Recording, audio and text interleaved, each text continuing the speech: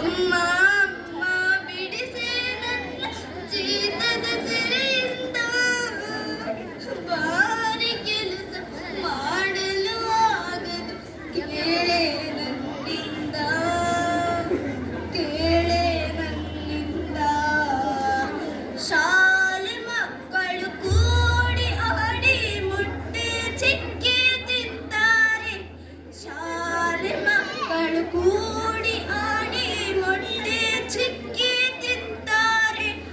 ಆದರೆ ನನಗೆ ಹಳಸಿದ ಅನ್ನ ಏಕೆ ತಿನ್ನಲು ಕೊಡ್ತಾರೆ, ಏಕೆ ತಿನ್ನಲು ಕೊಡ್ತಾರೆ.